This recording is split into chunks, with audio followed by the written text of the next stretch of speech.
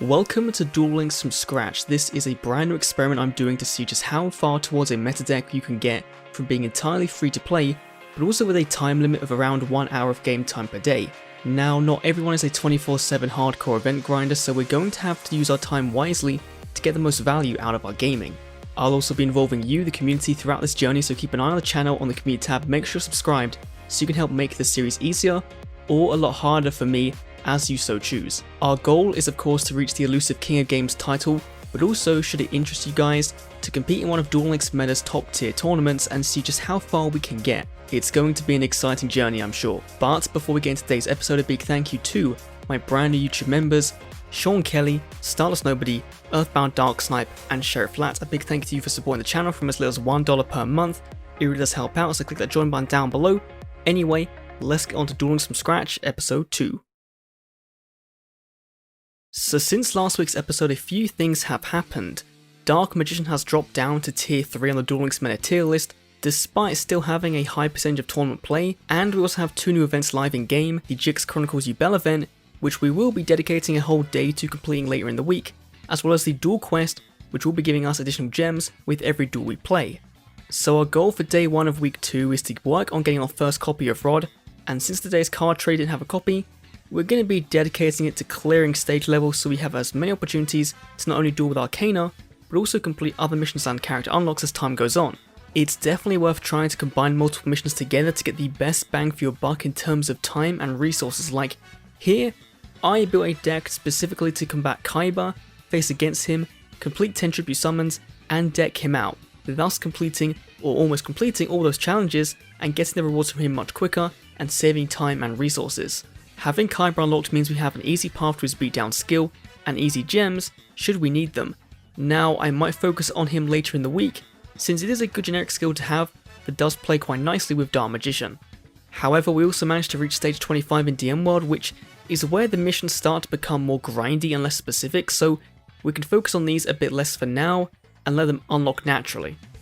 With the new GX Chronicles event, we also have a mission to play 3 duels per day to get 60 event dice, which we will need for later in the week, so I want to try and play 3 PvP duels per day to maximize resources, but we'll see how that goes because knowing me, I'll probably end up forgetting and it won't be that fun. So into PvP. Now, as I said last week, it's a mess in the early ranks, especially with our deck being the way it is.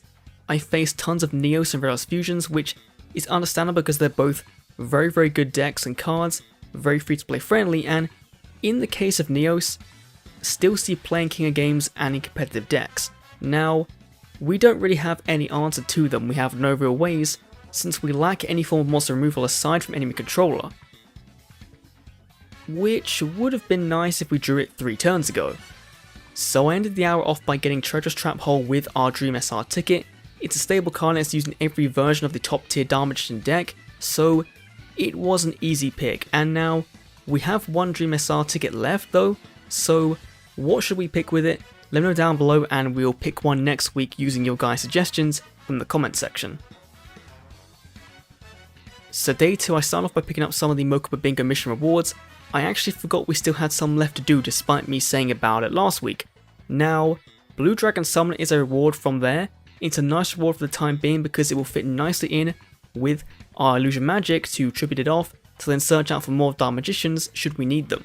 Other than that, it was a pretty slow day of auto duels and getting gems in preparation for our pack opening in a few days time via the duel quiz section. I decided to focus on the loner deck duels from past boxes since they give us 30 gems each, so every 2 duels we're getting just over 1 pack worth of gems. Let's see how far we get in an hour of game time.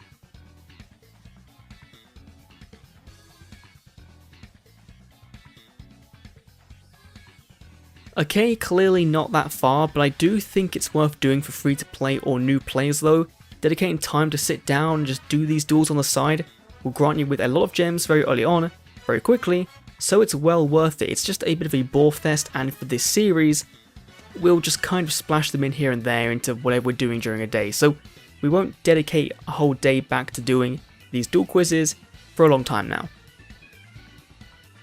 The new main box is here, Witch's Sorcery, bringing with it a few new cards that could be useful for our Dark Magician deck in the form of Spellbook of Wisdom, which is a very good protection card, and DMG the Dragon Knight, another Eye of Timaeus target. But it relies on us running Dark Magician Girl, which if we had Dark Dimensions Yugi unlocked, we could then work on getting his skill to use this version of the deck, but for now, we don't, and we don't know when he's coming back, so we're going to stick to Future Horizon and Guardians of Rock. So thanks for the 10 free packs, Konami, from the 500 gems, much appreciated. We now have enough gems to guarantee our third copy of Navigation, so I hope we pull well so we don't have to use all those gems on this box. And once again, as per usual, there is no Magician's Rod inside the card trader, so today's objective is a bit of a mixed bag. We're going to focus on staging up DM World and doing some actual dual quizzes at 15 gems per quiz, so we can have more chance of pulling that Dark Magical Circle much sooner. I also decided to check GX World to see how easy the stage missions are there, since we need to reach stage 3 for the Mokuba Bingo missions, and they're surprisingly easy.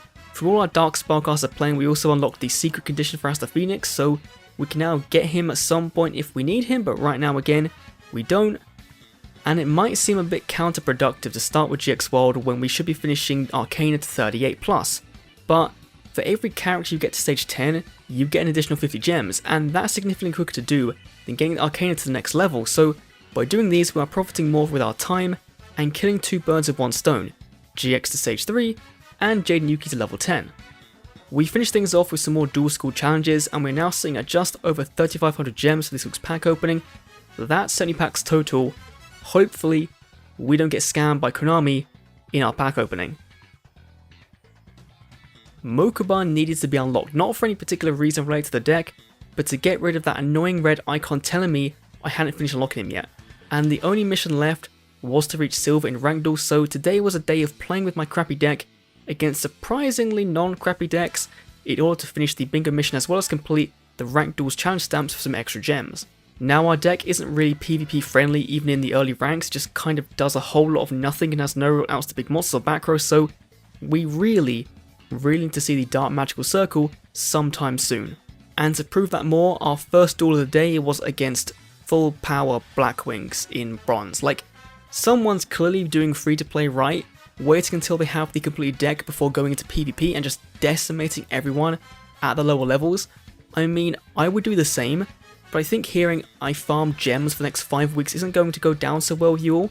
We also faced Super Heavy Samurais, which also proved to be annoying during our game time, but then again, when aren't they super annoying to face off against? I tried switching up our skill from Show of Nightmares to a Trick Up the Sleeve just so we can open with a Dark Magician more often, and it did work as intended, but of course, since we also run the Magician of Dark Illusion, it did cause some slight bricks to occur, but I feel like right now, it's worth playing that over the other skill because despite us needing back removal and some monster removal, a lot of times you just be getting a Dark Magic Inheritance, which, if we have one in the deck already, doesn't make much of a difference.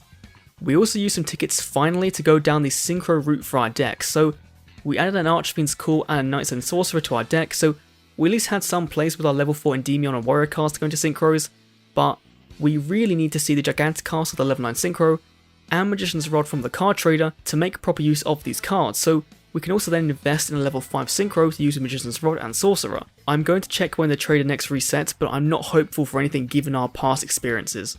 Now this is what we are trying to make, something along this lines. Clearly, this guy has been doing his Duel Links From Scratch properly. That, or he activated the mum's credit card super early, but still, being beaten by this was a good reminder of how powerful DM can be, especially in the ranked ladder. Also, there's a new feature in PvP that lets you save duel replays even after you quit the duel, so if you missed them, you get to keep them. This is insane. Thank you, this will help out every single YouTuber under the sun. Thank you, Konami, for this really good feature. So it is day 5 of Duel Links From Scratch. We have just logged in, and of course we have our, we'll do our free lottery first of all, and see if we can get anything. I do plan to play the event at some point in this video. It might be like the wind down of the week towards the end, but let's see. We're just going to be getting a new card, we're going to be getting Advanced Dark, nice. I don't think I have any of that on my main account yet, so not bad. I did not mean to do that. Let's go and check the card trader, because please Rod, please be here.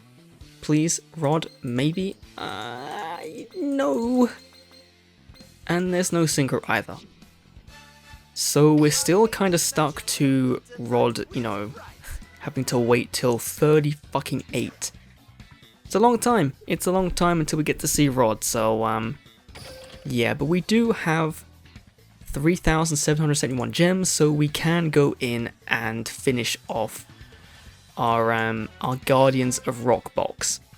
Now, because we want to be as free-to-play efficient as possible, I'm going to go in once with 10 packs, and then we're going to do a speed run of 1 pack luck, just so we can see how close we can get to not having to buy the whole box out. Oh, you could have been anything else. You could have been navigation, and that would have been insane. Why? You just know now that navigation is going to be the last, ultra rare in the box. It'll be the last pack, and we're going to get majorly screwed. I think that's going to happen. But let's see where we go from here. Oof, come on, please. Navigation early on would be insane. Nothing. Okay, well, it is time to speedrun this pack opening. Let's go.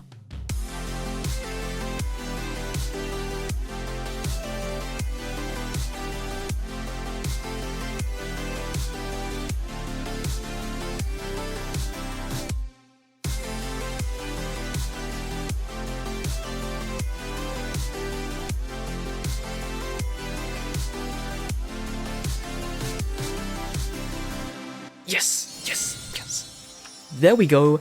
Navigation, and it's a glossy that makes up for taking way too long. And of course we had to reboot. Of course that would happen. We have 40 packs worth. It should be pretty doable. But let's find out. So come on. I'm gonna do a skip first of all. Glossy right driver, okay. It's not what we were looking for at all, but fine. Slow start. Remember, this box also has Super Heavy Samurais and Cyber Dragons in, so if we pull enough of them in these videos, then we can also make them as part of the series as well. So there is a lot of value in this box. Super Heavy Samurais are a very good deck, so I would recommend actually going in and playing them. But let's see, come on. Nope, it's just kind of default, nothing good. Come on, please, Konami, give me another right driver. That is exactly not what I wanted. Can we please, anything else, like a good ultra rare, like a Lancia? That is pretty scary, but that is also pretty good.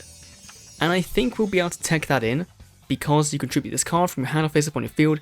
Neither player can banish cards for the rest of the turn. So it does kind of get around the Dark Magician mirror match, which is a very nice tech for our currently free-to-play deck. That is, it is feeling a bit bloated right now, so it might not make too much sense to put it in there. And then we have our first super blah blah blah blah blah blah blah blah. Our first Super Heavy Samurai. Can we please get... This is triggering, because I don't have this on my main account, and I can't get it. So, I mean, good that we're getting, potentially we'll be able to play Cyber Dragon at some point soon, if we pull, the Cyber Loads and the Cores. 1 pack luck. Come on. Gimme the circle. It's 3 Karibos. Come on. Just for reference, I can't see what the last card is because my face cam is covering it on my screen, so it does mean things are a surprise for me, but that wasn't good. Last 10 packs of the video, can we please? So, oof, that is not great. But we have that new deck feature, so we can go right to our deck, and we can go and add in a copy of... Where is Lancia? It is... I've lost it. I can't find it. There it is, and navigation. So, our deck is looking pretty stacked. Now, in terms of taking things out, it's a good card. It is a really good card, Birthright, for right now. Because that's normal, that's normal, that's normal. Night's End isn't really doing too much, but it could be useful, so I might go with you and one of you. And see how that works. Now, I did plan to tomorrow do the PvP duels, but what I might do is do some duels now, and then tomorrow we will spend the time tomorrow and on the last day doing some event stuff and just grinding and getting gems and whatnot. So I think that might be a better idea. So let's go in and see if we can win some duels in bronze, because we still need to get to silver to get the Mokuba Bingo mission unlock done. So Akiza going first. We're playing with the skill that, you know, is going to guarantee us a Dark Magician in hand. So that was pretty terrible. Honestly, didn't really want to see that. Because it is obvious that Akiza is going to have something bigger than 13 attack. And that... I don't know, I think we might have to take this out, because, well, we have to take Birthright out, because we don't really see it often. And that's annoying. However, we do like Red Eyes Fusion, so we'll take the Red Eyes Fusion, and we actually now have access to the monster in our graveyard into a Red Eyes, so with this. So we're actually in a very good spot, I think, because we can flip you up, and we can attack in and see if it hits. Lunar Lights, okay. Now I want to be careful with Lunar Lights because they are pretty good. Direct attack for 3k. Artifact Lancia is not going to come in handy, I don't think. We might be kind of screwed, but Red Eyes is pretty big, so we might be okay right now. Okay. Right. This really isn't a good look for our Duel Links From Scratch deck. Really isn't, but like yesterday we had some PvP duels, you would have seen that in the video already. But we went in and a lot of people playing in bronze had like fully maxed out decks. Like this is a pretty, you know, Lunar Lights obviously are a very cheap deck to make. But like people go in with, you know, people usually wait to go into PvP until they have a very maxed out complete deck.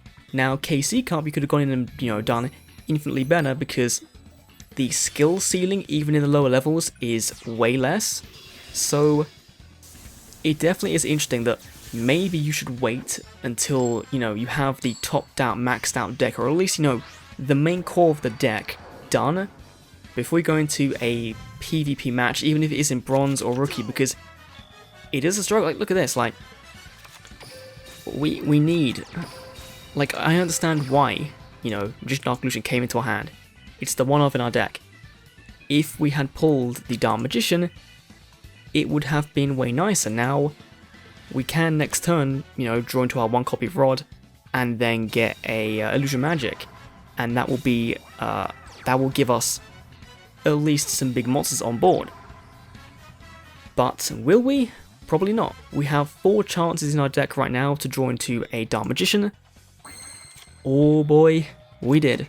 Okay, so Rod's effect is going to give us a... Ooh, that's negated. Don't negate, please. Like, if you right now played a Treacherous, you'd have won.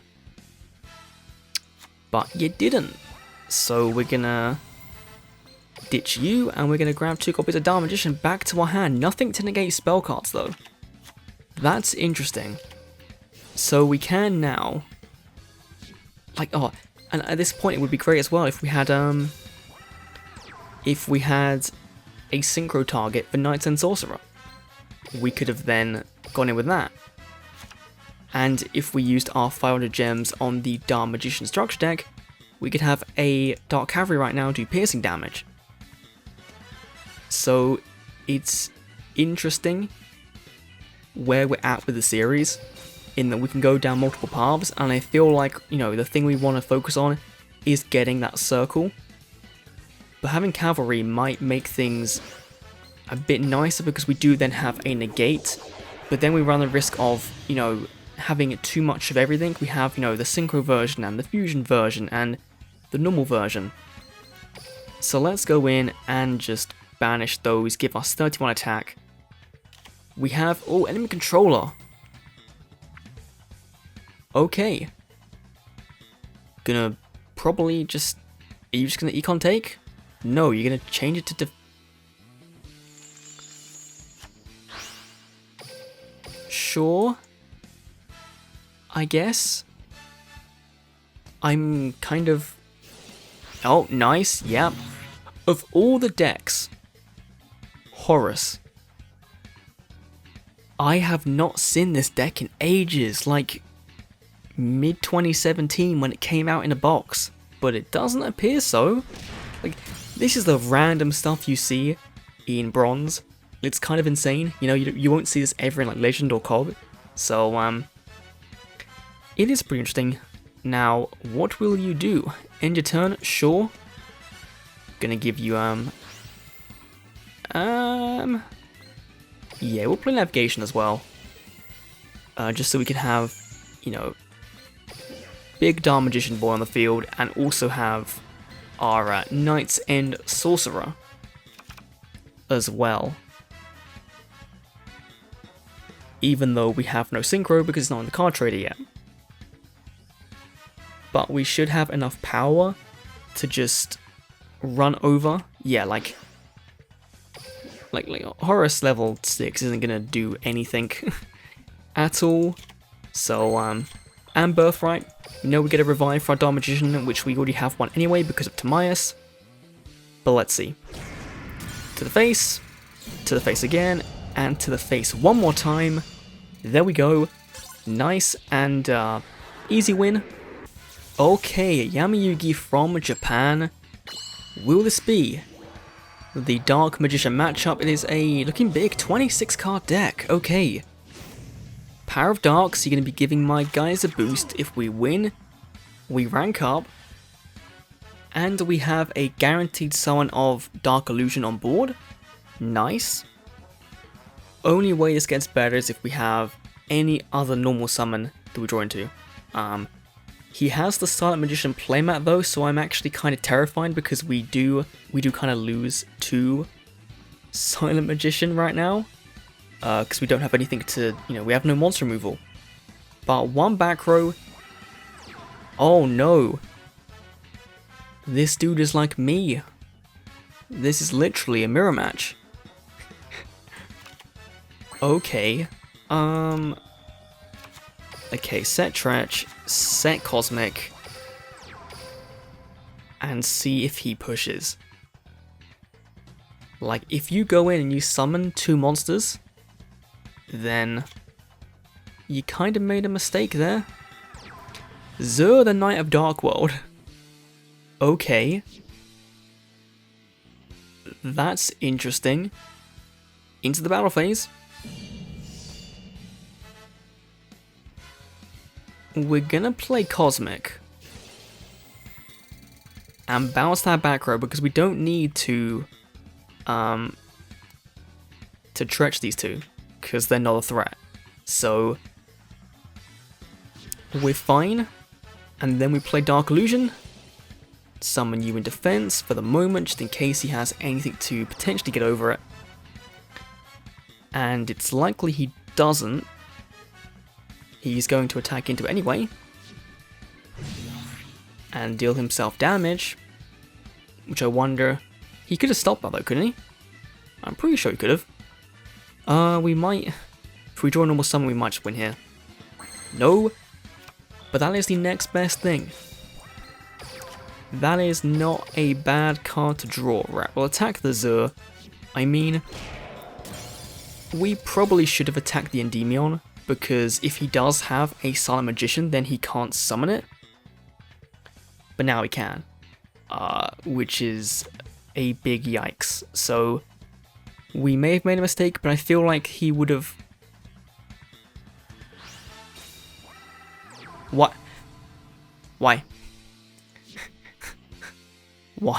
Why? I spoke too soon. And you're just going straight in for the Silent Magician level 8. Okay. Sure. And you're gonna declare an attack and I'm gonna play my Treacherous? Like... okay. That's nice. Be gone. Nice and easy. Do it. Scoop the second you see navigation. You will. Unless you have like Kiteroid. Which you might do. It's very free to play, very good card. However, we can now go for Night's End and banish those from the graveyard so we can actually make it so he can't do anything with those two. Hasn't scooped yet. Good on this guy for not, you know, not just hitting the scoop button. But let's see. Nope. Nothing in our way. And there we go. Another W under our belts. Not too shabby. So I'm combining day 6 and 7 because for the last 2 days this week I kind of wanted to wind down and just work on the account some more. No PvP, just try to advance Locana forward and get some more gems. So I decided to do a deep dive into the Jix Chronicles event and see just how far we managed to get by the end of the weekend.